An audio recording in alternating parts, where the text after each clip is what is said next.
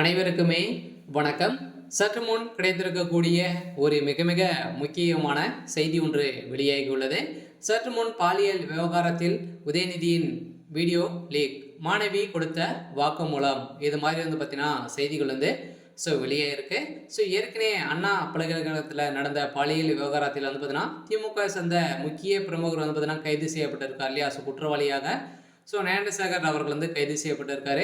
அதைத் தொடர்ந்து இப்போ பார்த்தீங்கன்னா இந்த விவகாரத்தை பார்த்தீங்கன்னா எந்த ஒரு நடவடிக்கையும் எடுக்காத இருந்த நிலையில இப்போ பார்த்தீங்கன்னா அதிரடியாக மாணவி தாமாக முன் பார்த்தீங்கன்னா வாக்குமூலம் கொடுத்த அடிப்படையில் பார்த்தீங்கன்னா இப்போ உதயநிதியுடைய வீடியோ லீக் செய்திருக்கக்கூடிய நிலையில ஆதாரங்கள் அனைத்துமே சிக்கியிருக்கக்கூடிய நிலையில தான் இப்போ அதிரடியாக உதயநிதி ஸ்டாலின் அவர்கள் பார்த்தீங்கன்னா சிறைக்கு செல்ல போகிறார் அப்படின்ற மாதிரி பார்த்தீங்கன்னா இப்போ இந்த விவகாரத்தில் சூடு பிடிக்க ஆரம்பிச்சிருக்கு. மீண்டும் பார்த்தீங்கன்னா இதில் அந்த சார் யார் அப்படின்ற மாதிரி கேள்வி எழுப்பியிருக்கக்கூடிய நிலையில் தான் இப்போ அதிரடியாக அந்த சார் கைது செய்யப்பட்டிருக்காரு அப்படின்ற மாதிரி தகவல் வெளியாக இருக்குது. இதை பற்றி இந்த வீடியோவில் நம்ம முழுமையாக பார்க்கலாம். அதுக்கு முன்னாடி நம்ம சேனலுக்கு இப்போ தான் நீங்கள் முதல் முறையாக வந்திருக்கீங்க அப்படின்னா மறக்காமல் நம்மளுடைய சேனலை சப்ஸ்கிரைப் பண்ணி சப்போர்ட் பண்ணுங்கள்.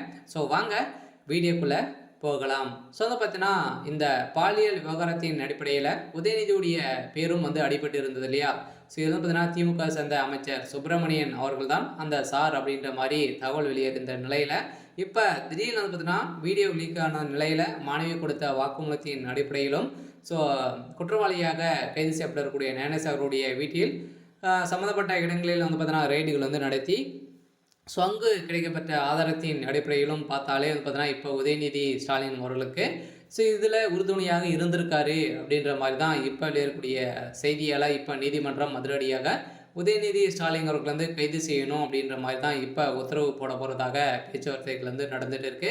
இருந்தாலுமே இப்போ மீண்டும் பார்த்தீங்கன்னா மாணவிகள் அனைவரையுமே பார்த்தீங்கன்னா போராட்டத்தில் இருக்கக்கூடிய நிலையில் அந்த மாணவி வாக்குமூலம் கொடுத்துருக்காங்க அப்படின்ற மாதிரி தான் தகவல் வெளியே இருக்குது.